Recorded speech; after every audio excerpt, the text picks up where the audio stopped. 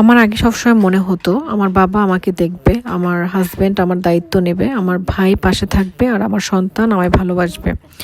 আমি শুধু ভালোই থাকবো। কিন্তু একটা প্রশ্ন বারবার মনে হতো, যদি উল্টোটা হয়, যদি একদিন তারা না থাকে বা থাকতে না পারে, আমি কি পারবো নিজেকে ধরে রাখতে?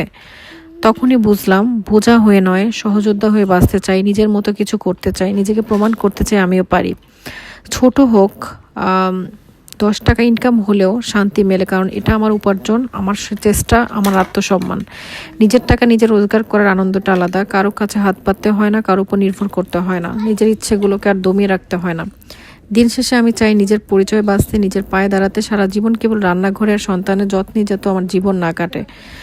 আমিও মানুষ, আমারও স্বপ্ন আছে নিজের একটা পরিচয় গড়ে তোলা, নিজের জন্য কিছু করার। তাই আমি বলি, যে সময়টা ফ্রি যায় সেই সময়টা ফোন স্ক্রল না করে কাজে লাগান, নিজের কিছু একটা শুরু করুন। ছোট হলেও সেটাই একদিন বড় হবে। কারণ সময়ের কাজ সময় না করলে পরে শুধু আফসোস থাকবে, কিন্তু সময়টা আর ফিরবে না। এই চিন্তা থেকে আসলে আমার এই ডিজিটাল বিজনেসটা করা। এখন আলহামদুলিল্লাহ প্রায় 2.5 বছর ধরে আমি ডিজিটাল বিজনেসটা সাকসেসফুলভাবে রান করছি, আলহামদুলিল্লাহ।